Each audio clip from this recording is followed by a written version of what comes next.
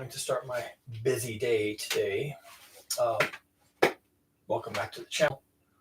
Welcome if you are new. Wanted to clear something up that I recognized yesterday might actually be a contradiction in my messaging.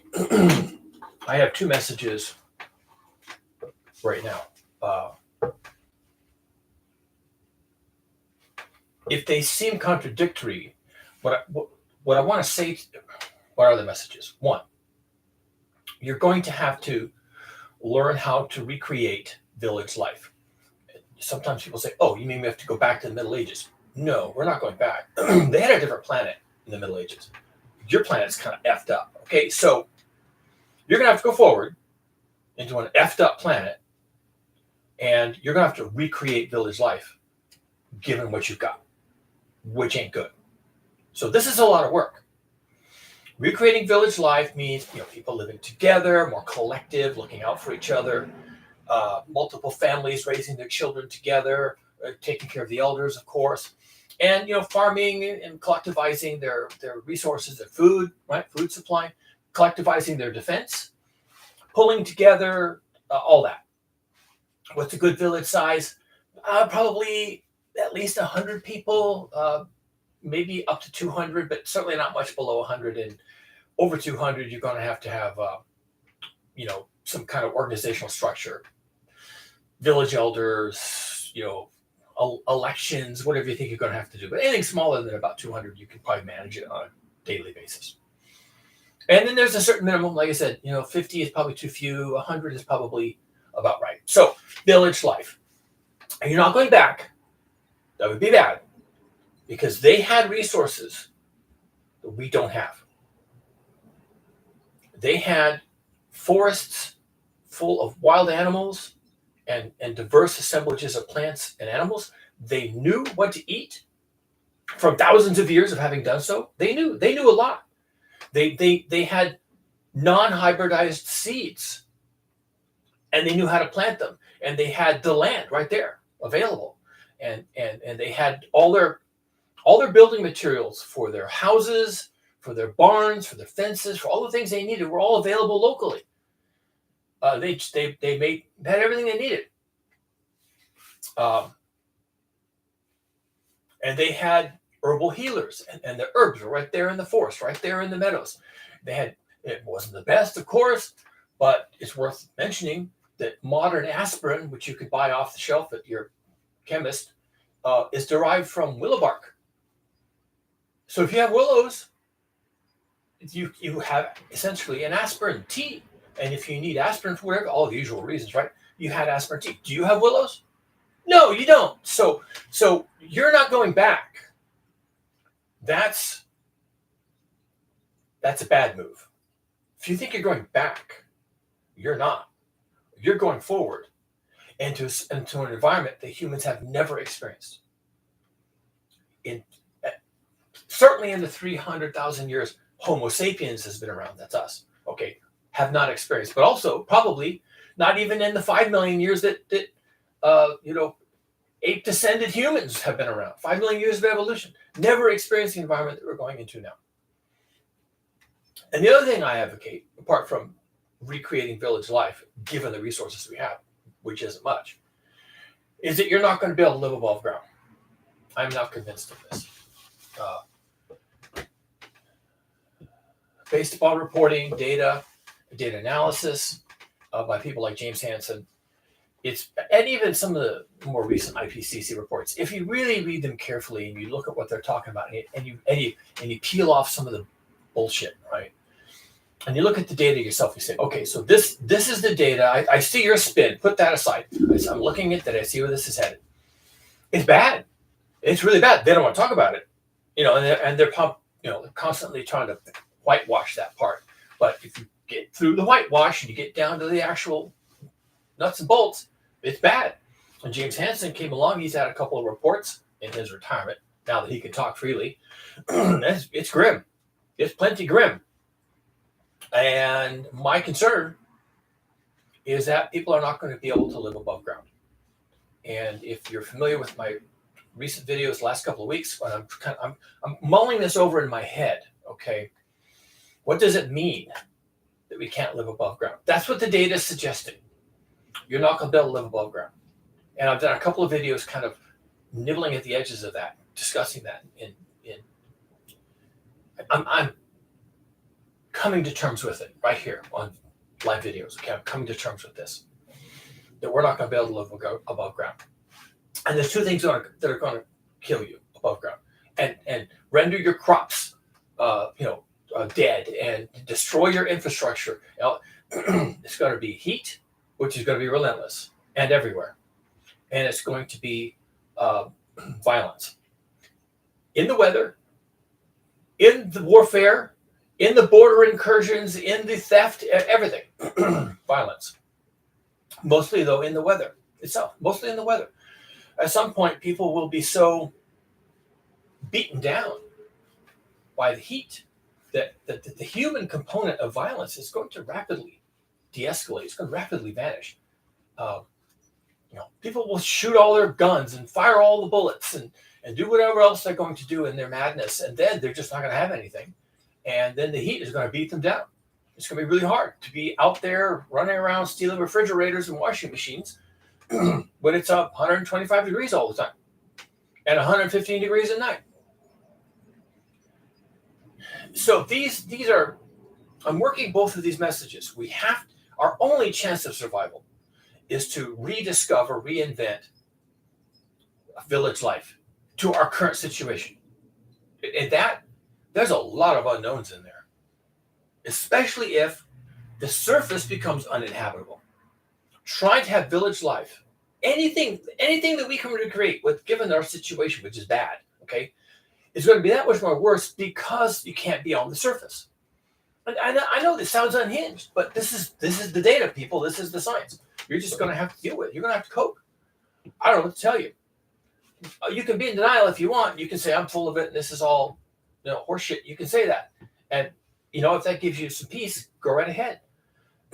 Or if you want to try to get out in front of this steamroller, and you've got maybe 10 years in which to do that, which, given 6,000 years of civilization, maybe even 8,000, 10 years is nothing. Okay, that's like tomorrow. So you're going to have to wrap your head around this. And the people who look back from the future, who reflect on all the steps they took to get into the future, to be in the future, to be able to reflect on the future because they survived, right? They figured it out, whatever they figured out. We don't even know yet what that's going to be, but they're going to figure it out. I don't have my microphone. They're going to figure it out. And they're going to figure it out. And then they will be in a position to look back and say, okay, these were the steps we took. This is what we did. Now, so those are my two messages. And I'm actually grappling with those right now. Uninhabitable Earth and the necessity of getting back to village life, which is local, resilient, sustainable, all the things that people think are wonderful. It's going to be very, very difficult, but at least you're alive, right? Whereas uninhabitable Earth, you're not, because you don't have habitat, so you're dead. However, there are ways to reconcile these two messages. And you can imagine high-tech solutions to all this, and I'm pretty confident that the elites will have their high-tech solutions. Will have their high-tech solutions, whatever that is, living in the clouds, living on Mars, living out at sea in super yachts or floating platforms or some combination of things. But for most of us, our only option is to stay on Earth, on the surface, and try to stay out of the way. And this is actually kind of doable. Now, how to protect yourself and your community from the ravages of global heating and still have a community is a little bit of a challenge. So let me outline that for you. One of the ways you avoid global heating and the ravages of violence, both human violence and weather violence, the latter of which will dominate fairly quickly, is to be underground. I say it's cheap. It's the poor man's solution, really. Uh, it's low tech, and actually, it works really well. To live underground, all you really need technically is a bunch of guys with shovels. That's how it starts. So let me just throw some things at you. This is data. Just file this away. This is data. File it away. Keep it for later. To live underground, you have to dig a hole. You don't have to dig a tunnel. Tunnels are really hard to manage, to be honest. Tunnels, the sides cave in, the top caves in. Tunnel building is really difficult, unsafe, and maybe once you built them, you're okay. But getting to the point where you built the tunnel is really hard and not necessary. You don't have to live far underground. All you're really trying to do is get out of the heat. The heat in this case is hot air. So the less exposure you have to hot air, the better off you are. Basements. Lots of homes have basements. Not so much in California where I am. We have earthquakes and similar things. Also, newer homes tend not to have basements because basements had a lot of economic utility a long time ago for storing food and storing coal and bunker oil and other things you needed to operate your home. Now our heating comes from natural gas, which is piped in, and no one uses coal or bunker oil. You don't need those things underground under your house.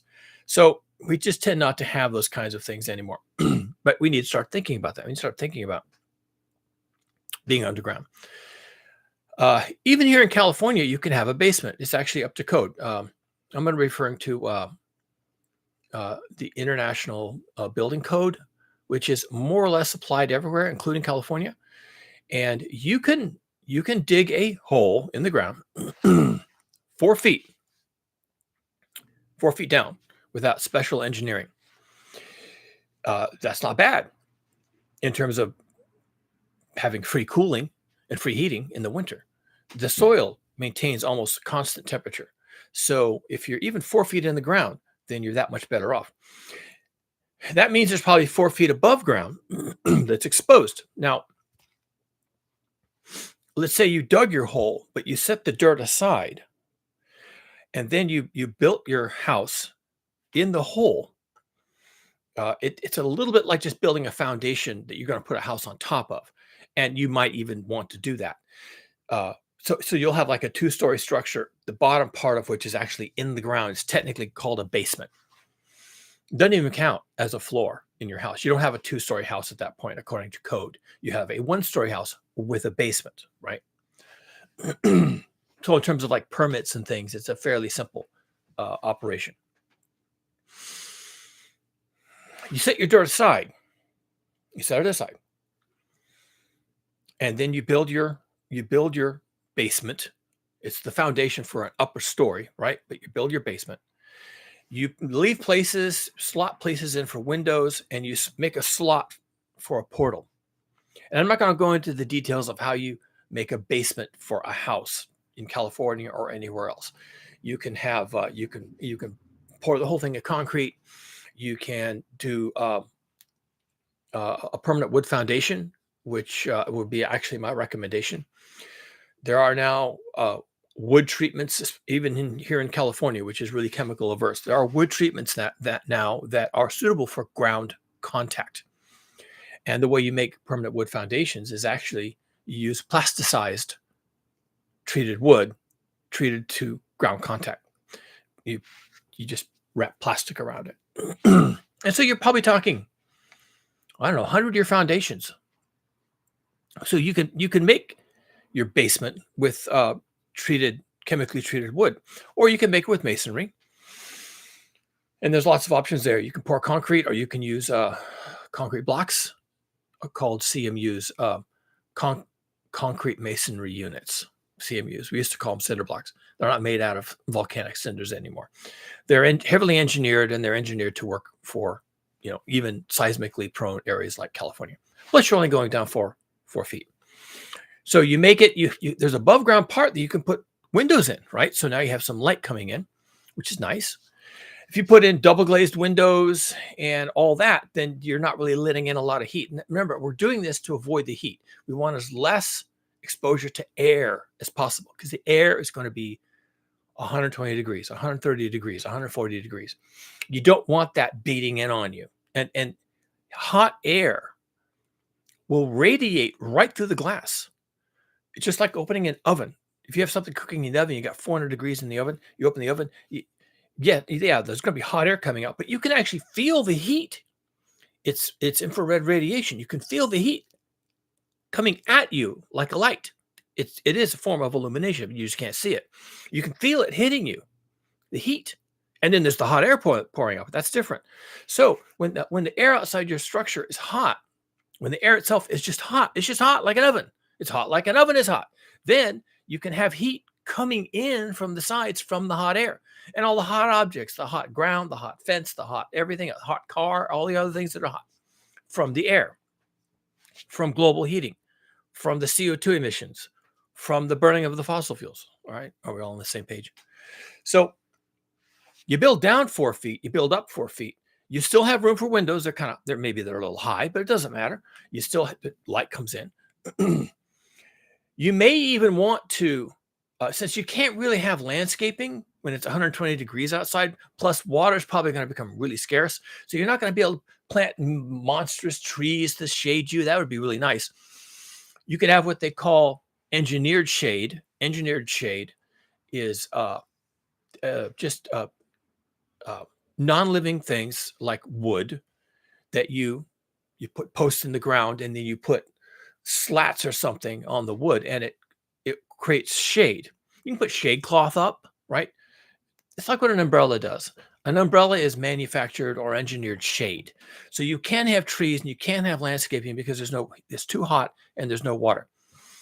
Or at least you wouldn't want to use water that way. It may even become illegal. It's already about like that in California. You almost can't have landscaping anymore. So you can't plant a bunch of trees and they're going to die anyway. So you engineer your shade. So you can surround your house with engineered shade, which is basically just arbors that are posts in the ground with wood slats on top. And it will cast shade on your ground around your building and on the building itself. You'll get some shade just from an arbor, a great 4 foot wide arbor that runs the whole perimeter of your house.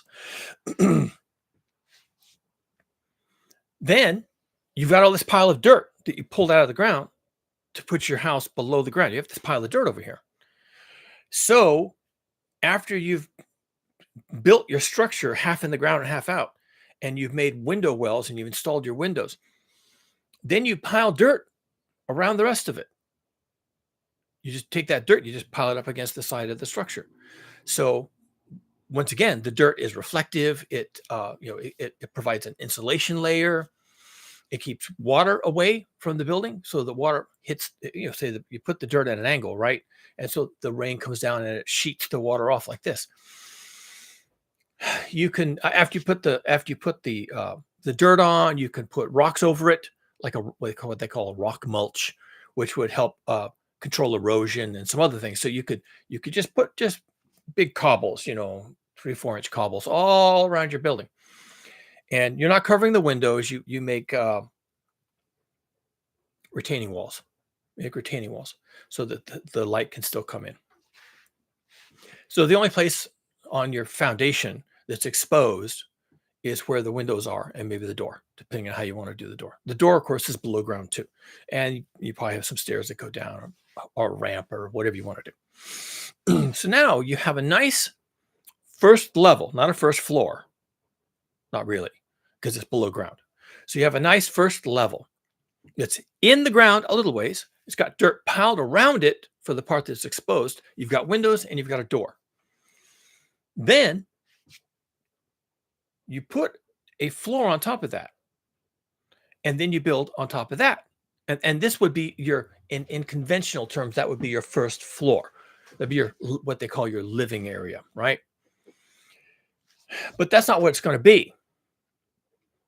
Your living area, meaning your sleeping area, where you want to be comfortable maybe even where you do some of your cooking, maybe even all your cooking, but your living area where you need to sleep and get a good night's sleep and not be hot all night. If you're hot all night, then you die eventually. If you can't cool off during the night, then you eventually die of heat stroke. So you want a place where you can retreat to. I used a word yesterday called refugia when I was talking about humans living on Mars. This is now an important term. You need a refuge.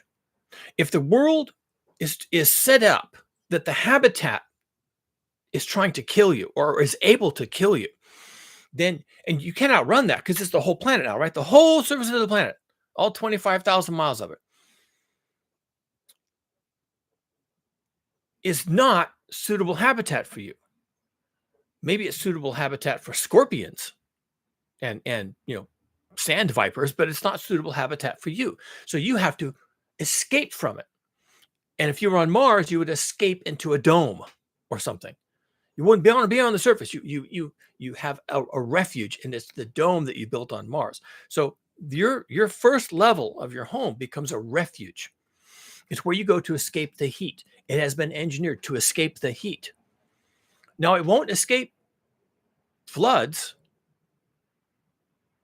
although I'm pretty sure I could engineer it to do that. But if you're not prone to floods where you are, or you choose a place to live that is not prone to floods, and that might be part of your criteria, right? Where's the nearest river? Where's the nearest creek? You're going to need those, but are you so close to them that it's going to flood you out? Okay, because you're a little bit below ground. So it's not flood proof, but it should be wind proof and it's heat proof by just the way you made it, just by engineering. So heat is going to be there. Heat is going to cook you. Heat is going to kill people by the billions. Not a joke. 10 degrees C above pre-industrial baseline is going to be absolutely lethal for anybody forced to live on the surface all the time. Eventually, they're going to get caught and they're going to die. Period. That's just how it is. There's a fly in here.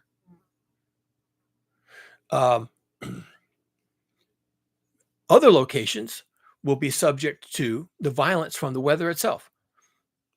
Hurricanes, winds, hail, right? So as much as you can be below ground, the better off you're going to be. Now, what you build on top of that, and I still have to get to community, like how do you build a village this way?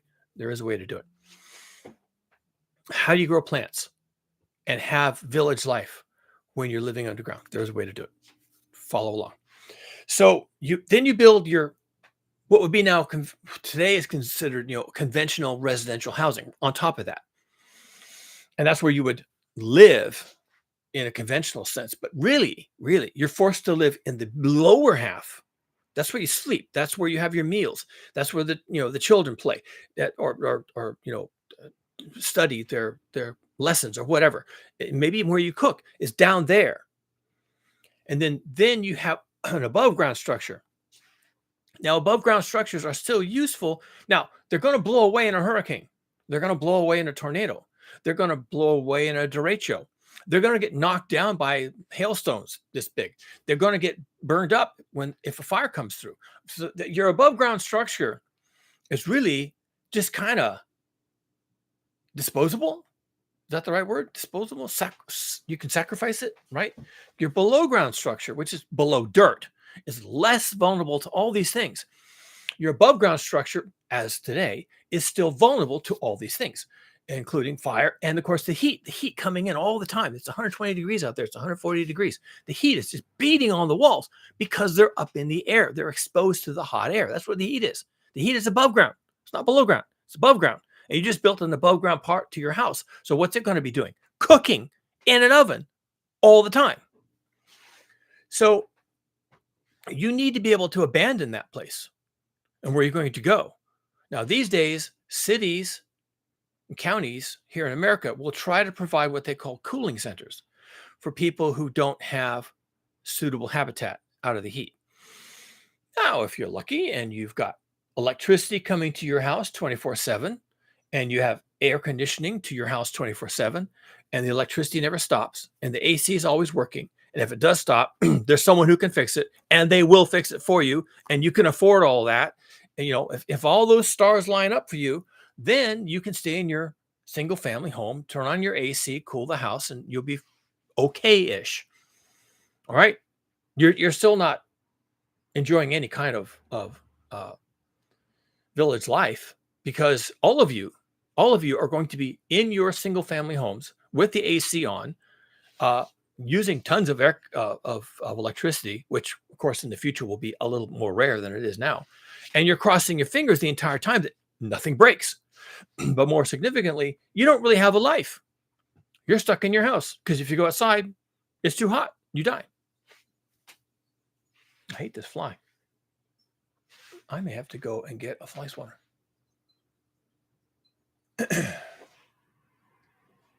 Rat bastard. So you need a refuge, a place you can retreat to.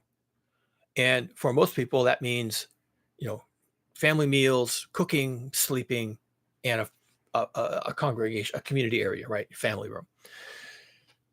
So how do you get, if those are the situations that the surface is 120 degrees all the time, except the night when it's 105, right? And those are the situations you can't grow plants out on the soil surface. You really have to abandon your above ground life. Plus, all the time that this is happening, you have to reconstruct village life with your neighbors. So,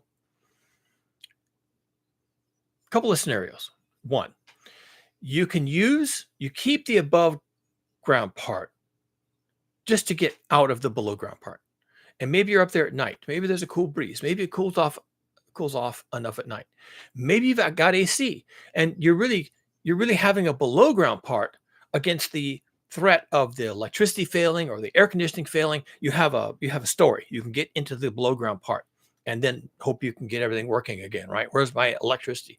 You could have solar panels and batteries, so that you're kind of independent for your electricity, or less dependent, so that a 6-hour outage or a day and a half outage maybe isn't a big threat to you, because you've got solar panels. So this above ground part, it can hold the solar panels.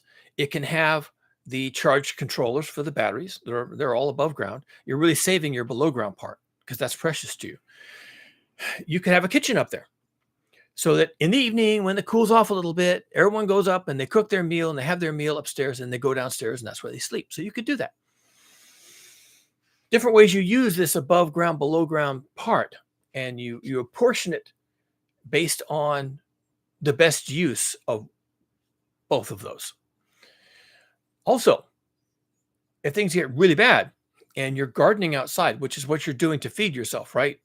This is village life. So you have a garden now. Your garden outside, let's say you haven't been able to necessarily, provide enough shade for your plants.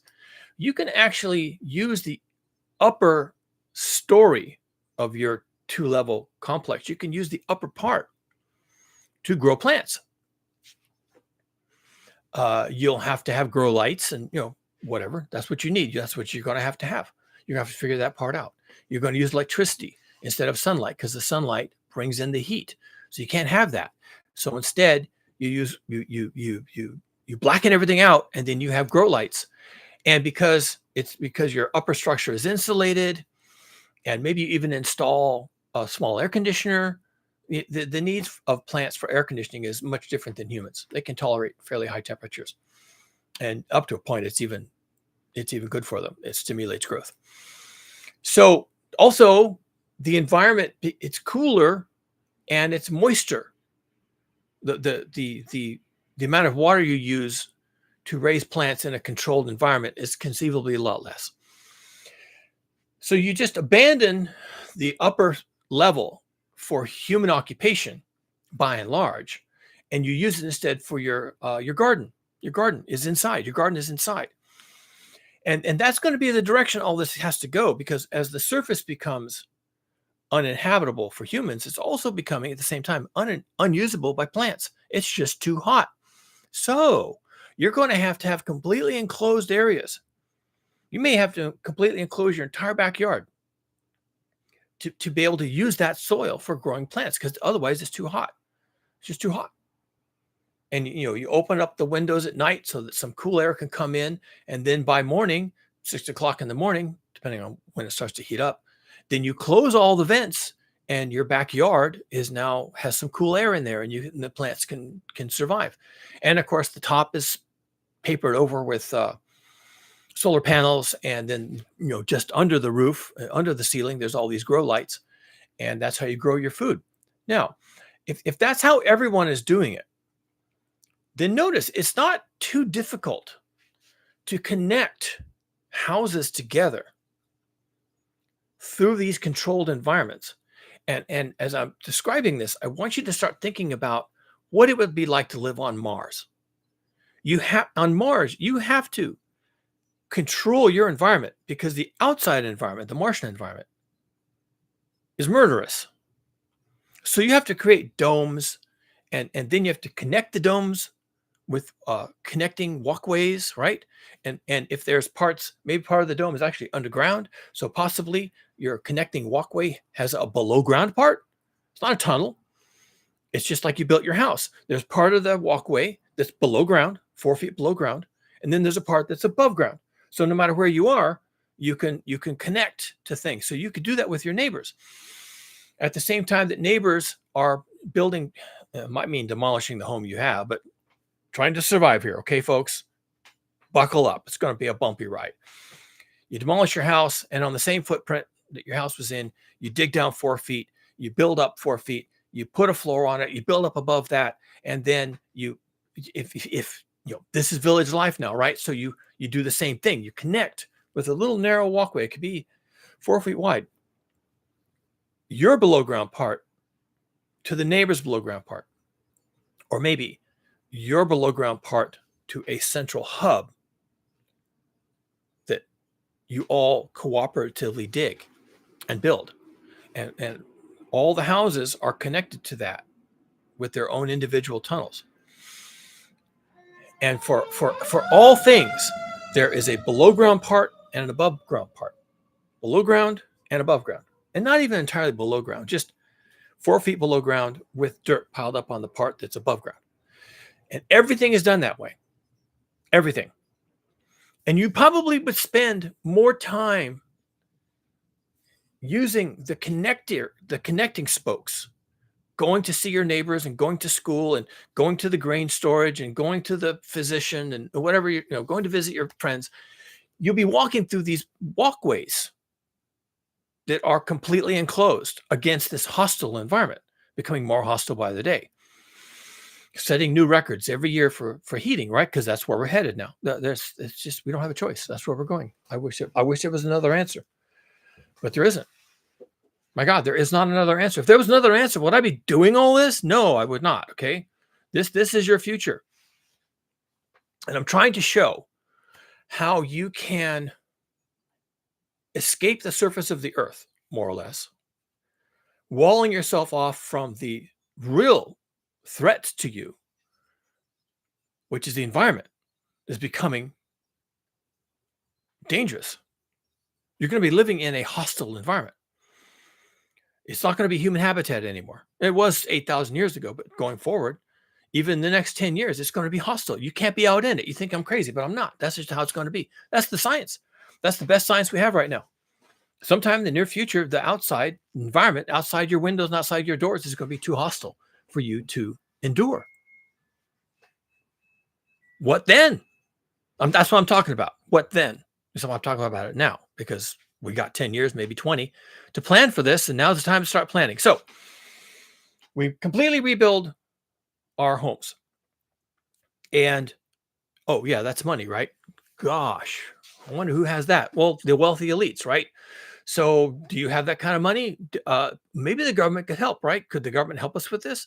Could the governments come up with partial funding or grants or new types of mortgage relief that, you can take out and will we have robotics? Can some of the labor be automated? Are there like plans that we just simply follow? And maybe there's a robot that shows up and builds it for us. Wouldn't that be nice? The government could figure that out if they wanted to. Do they want to? No. Will they? Not sure. We're going to have to completely reorganize ourselves around two things. I've been saying it was one, but it's really two. It really is two. One of those things is global heating. It's going to get so hot, it's going to kill you, try to kill you. It's going to get so hot you can't have food. You're going to have to grow your own food. Food isn't going to be coming in from Wisconsin and Kansas. You have to grow your own food locally, and it's going to get so hot that you can't even be exposed to the surface of the earth. You just have to be somewhere else, in your house, or even better, below ground. And two, you have to recreate village life based on that reality. So no, you're not going back to medieval times when the air was clean and cool and there was no heating, and it was, if anything, it was probably too cold during most of the year. And we don't have that choice. We're not going back to medieval times to be peasants and living in villages like in medieval times. Have you not been paying attention? You're not going back. People saying, well, we have to go back. It's going to be so sad. Going back would be a blessing. You will have won the lottery if you can go back where you're living right now. That would be amazing. You're going to go back to medieval times? You mean when there's no global heating? How? How did you manage that? Wait, where are you living? Can I come live there too? Because I want to be part of your village that doesn't have global heating. And the rest of us are going to be trying to recreate village life where we can be more sustainable and more efficient and feed ourselves and work together. But we're also going to have to deal with global heating. 120 degrees outside, 140 degrees outside, 150 degrees outside. Wow, that's going to suck. And if you happen to be anywhere near a coastline where you might be getting hurricanes or, God forbid, hypercanes, well, then everything above the surface is going to be mowed off, just like a lawnmower. It's like a giant lawnmower came through and just cut everything, cut the houses, cut the trees, cut the everything, the buildings, all of it, just cut it off at ground level. That's going to suck, right? Where's your refugia going to be in that case? Well, it's going to be below ground. And sure, you'll lose the above ground portion, but if all it was being used was to grow food anyway, then it's no worse than losing a greenhouse. Oh, and by the way, after the whole countryside has been mowed over by a gigantic hurricane or a hypercane, there's going to be all this lumber laying around full of nails.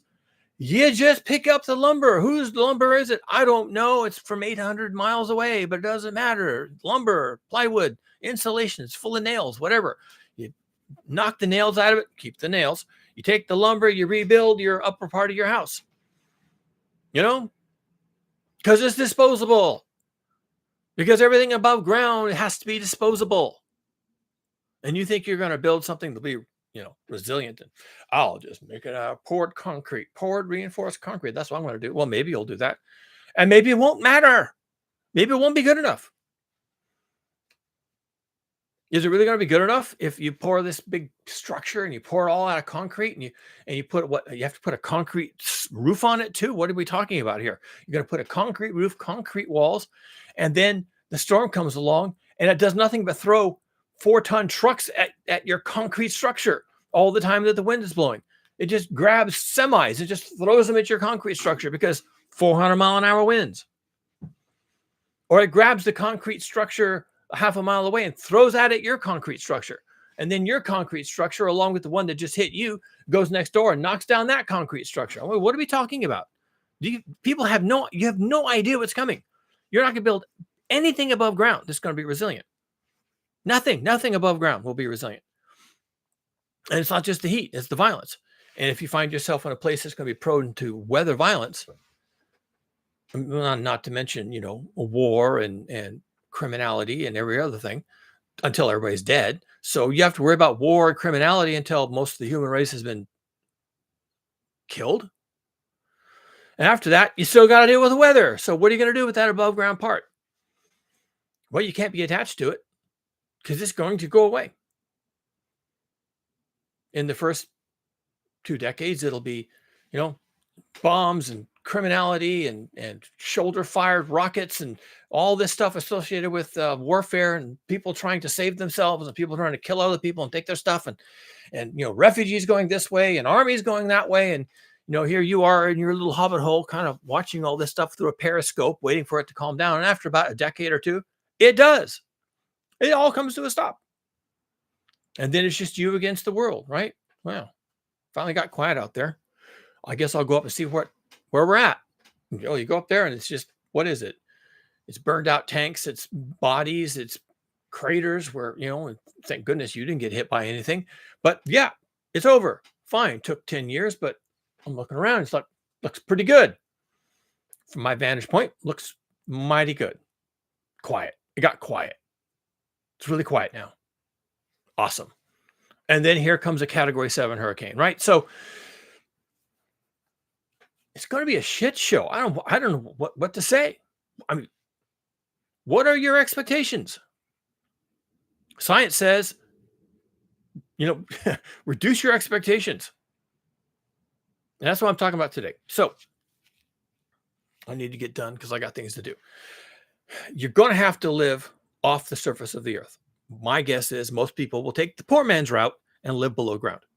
You're going to have to build all new structures. Maybe they'd be, 2 levels, and it could be you have to abandon the top level, just straight up abandon it. Once you've dug down a little bit and you've piled dirt on the rest, then you've got a survival strategy. The heat isn't going to get to you, and neither will the most of the atmospheric violence. I mean, some of us still could. It could get pretty bad. We're doing our best here, okay? So then you still have to create village, recreate. Given the resources we have, including 120 degrees on the surface all the time, then you have to recreate village life and live cooperatively. So it's not just you in your bunker with your, $1,200 of MREs and an AR-15 and a dog. That's not what we're talking about here. We're not talking about surviving a zombie apocalypse. We're not talking about surviving a zombie apocalypse like a Hollywood movie. We're talking about substantial and essentially permanent changes in your dynamic system, which prove abundantly lethal to human life. That's what we're talking about. So you need a long-term strategy. For you personally, the rest of your life. And for the rest of us, the lives of how many generations of children, if we still have children, how many generations? 50, 100 generations? 200 generations of people having to live like that? Having to live like that until finally the Earth dynamic system calms the fuck down. And that could be 1,000,000 years. Certainly 100,000 years. Could be 1,000,000. No joke. Not a joke. Straight up fact. What I'm trying to give you is a way out. A plan B. Plan A, it's just business as usual. Plan A is exactly what we're doing now, which is nothing. Plan A is everybody's exposed to the heat. Everyone's exposed to the crop failures. Everyone's exposed to the natural violence and the human violence. Everyone's exposed. Everyone's on the surface. Everyone's dying. Everyone's dead. That's plan A. That's actually plan A. Do nothing except cope. Really? That's it. Plan A is cope. Great. That's all we got. Oh no, there's a plan B. Okay, plan B is to start to completely rejigger everything. Everything. Where you live, how you build, how you connect with your neighbors. Why would you connect to your neighbors? What do you do with your neighbors? Who is in your neighborhood? What skills do they bring? How can you grow food? Wow, where? It's 120 degrees outside during the day and it's 110 degrees at night. How are you going to grow food in that situation? You aren't. So what are you going to do? You got a plan? What's your plan, Sparky? Oh, I'll just bring my food in from somewhere else. And no, you won't, because they're going to have the same problem you've got. Exact same problem you've got. Everyone's going to have the exact same. It's global heating, global. Think words. Think about what words mean. What does global mean? The whole round ball of rock, the whole thing. Global heating. It all gets hot everywhere. Everyone has the same problem. Everyone's hungry. Everyone can't find water. No one can get away from the heat. People are starting to dig below ground. Okay. That's you. Or that's you working with somebody who can figure that out. Right? We don't all have to have the tools to dig 4 feet down in the ground and erect a structure down there. I do. I've even got a dump truck for the dirt. Maybe you don't. So maybe you and I work together, right? Maybe we figure that out. Maybe you and I demolish your home, pull up your foundation, start digging, right? Keep the wood, keep the roofing, keep the everything, keep the windows and the doors. Tear it down, pull up the concrete foundation, dig a hole, start over. Okay, maybe that's what you and I do. Well, you know what's in it for you. Now you have habitat that has a certain survivability. What do I get out of it? I don't know. If we form a village together and we work together on lots of other things, then me saving you with my tools and my dump truck makes sense for me, because now you're in my community, and now I have somebody who I can rely on to be there for me when I need something. Now I can make that argument. I can have that narrative because I'm not stupid, because I know what we're all in for. Do you know what you're in for? I don't know. Maybe you do. Maybe you don't. Maybe you think I'm nuts. I'm not. I'm a scientist. I'm an engineer. I think about this shit all the time. And I look at the data and I look at what people are saying. And I'm thinking, okay. That's how it's going to be. Okay. That's how it's going to be. All right. Let's see. What can I do about that? I've got tools. I've got my own electricity. I've got a dump truck. What can I do about that? Let's see. That's me. That's how I operate. You don't? Fine. You're lucky you have me to tell you what's up for you in the future. And the future is rapidly approaching. I don't know how much time we've got. You either need to find a way to do these things for yourself in coordination with your community, or you need to find somebody who can do it for you, where you can join their community that they are able to create around the idea of getting off the surface of the earth, recreating village life. Very different from anything humans have been exposed to in the past. Now, that's not entirely true. Before I sign off, I'll share a little anecdote with you. In hot parts of the world, I think it's in the Middle East that they still do this, but like Turkey or somewhere, they still do this. But they've done it in many other places, like in Mexico, in Arizona. There are remnants of villages that were built this way. Here's how they built them. Well, of course, they were using native materials, so they're using clay, stone, whatever they could find, and you build the walls of your structure with no windows. Because remember, you're trying to keep the outside environment from coming in. You're trying to create a habitat for humans. And it's 120 degrees outside. You don't want that coming in. So you build thick walls of clay and mortar and whatever else you can do. Then you put a flat roof on it. You live on the flat roof.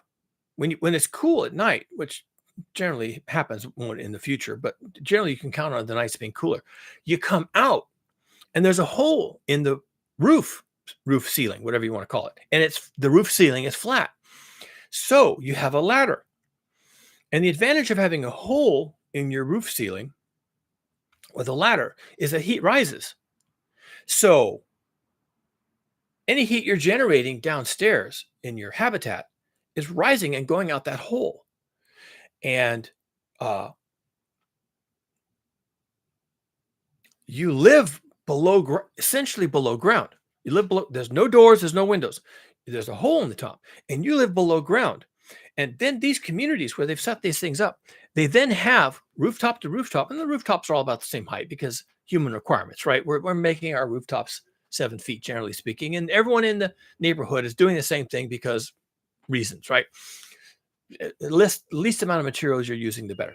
So then you have all these buildings close to each other, and they're all about the same height, and they all have holes in the top. So you drop catwalks, planked walkways, right, between the buildings. And when you want to go see your neighbor, you walk across, you're up and you walk across these catwalks to the next roof over. And if the neighbor you want to see is actually 4 or 5 roofs over, you just walk to your near neighbor, take a different catwalk, walk that way, get to the third neighbor, walk over here, and then walk that way. And then you're at the house that you want to visit. And you walk over to the hole in their roof and you say, "Hi, I'm here." And that's how people get around. And it is essentially below ground. And your life is looking up. You climb out on a ladder and you walk with these catwalks between all these buildings. And then to escape the heat, you go down a hole. This is done around the world. I've seen this. And you kind of question it. Why put the door to your house in the top and then you only get in and out with a ladder? That doesn't make much sense. But then you suddenly realize, oh, actually, that makes a lot of sense because it's an escape port for the heat. And now you don't have any doors and windows. So you're less likely to flood if you have those kind of problems. You're less likely to have horizontal winds coming in through your doors and windows and entering your habitat. So you don't need any materials like glazing or anything like that on the windows because there are no windows. And you don't need them because that's not your problem. Your problem is you don't want the outside coming inside. That's your problem. You think you need windows and you think you need doors and you need a garden and you need a cobblestone path and you need a garage and you need a driveway and you need a road and asphalt. You think you need all these things. No. In the future, when the outside is trying to kill you, what you don't need all those other things. You need to get away from the outside. You need the outside to stay outside. And you want to create an inside that is suitable for human habitation as a rule. That's isolated and insulated from the outside. Windows, doors, those are all places for the outside to come in. And you think that's what you want. But in the future, that's going to get you killed. So you have to abandon that. We have a lot of systemic changes to make. And a lot of the changes, 3/4 of them are actually between our ears. You have to completely rejigger your expectations for life because the planet is going to get too hot to survive on. And if you're Elon Musk and you've got your own fleet of rockets, then going to Mars is an absolute option. And he sends a bunch of people up to Mars and they build the domes and they build the connecting tunnels and they get the agriculture going and they have the water treatment and they have a source of water and they do all those things. And then one day he gets on one of his own rockets and he flies to Mars and he's done, right? He's done. He had all these people do all this work for him. He paid him all billions and trillions of dollars. And finally he goes to Mars, steps out of his rocket and he's got a beautiful place to live. Well, you don't have that option. You're going to have to make it for yourself. And you're going to need help. And you're going to need somebody with the digging tools. And I don't mean a shovel. I mean a rotary hammer, a jackhammer. You're going to need someone with digging tools and somebody with a dump truck to haul away the concrete and haul away the dirt and haul away the brush and haul away all the crap that you don't need, that right now you think you need. And that actually is going to become a boat anchor, tying you in place. There are 8,000 million humans on Earth. There are days when I'm looking around and I think to myself, I don't think this planet in the future, like 20 years from now, will be able to accommodate more than about 8 million people. 8 million people on the surface. Or some combination of surface and ground and surface and water and surface and up in the atmosphere. 8 million people. That's 1/10 of 1% of the current population. 1/10 of 1%. 1/10 of 1% is 8 million people. That's a lot of people.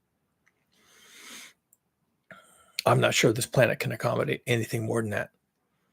80 million people is 1% of the current population. 1%. 80 is 1% of 8,000. And I don't think this planet, under a regime of severe global heating, which is where we're headed, we are going there. We are going there. You just better accept that. You just better understand what that implies. This planet, under a regime of severe hothouse Earth, I don't think can support 1% of the current population. 1%. 1%. 1% of 80 million people. I don't think so. When this planet was pristine and the water flowing in clean, clear creeks and rivers everywhere, and herds of animals to hunt, and the bison herds blackened the prairie, and streams are full of fish. And back in the day, 18,000 years ago, there wasn't 80 million people. There probably wasn't 8 million people. And this planet, under severe global heating, with all the absolute horseshit that's going to come down on us, with the refugee crises and the wars and the battlefields and the incursions and the taking your land and taking your water and stealing your stuff and taking it all back to their place and trying to make a suitable habitat for themselves with all the horse shit that's going to go down sometime in the next 10 to 20 years, with all the absolute monkey business chimping out. Where's my banana? You got a banana? That's my banana now. Chimping out. Absolute chimp behavior. Okay. Chimps are better behaved than we will be behaving starting last week. Okay. I don't think this planet can support 8 million people, 1/10 of 1%. My guess is nearly all those people are going to be living some version of village life, communal, community, wrapped up in each other's business, village life, underground or semi-underground.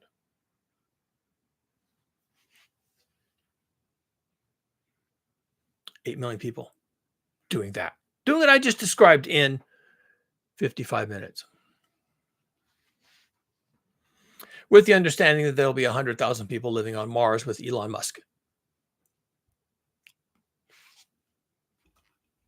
I shouldn't do that.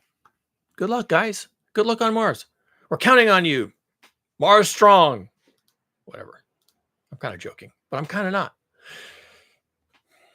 Think about where you need to be. You've got 10 years to get there. You've got 10 years to circle your wagons, find your people, relearn completely what life means, and reacquire the skills to work with people. If you don't have them, then you're going to end up on the wrong sides of the walls. And it's going to be nasty out there. And that's not where you want to be. Got 10 years. I got work to do. It's great talking to you. Don't forget to like. Don't forget to subscribe. Do all that. And we'll get more people on here. And we can all be miserable together.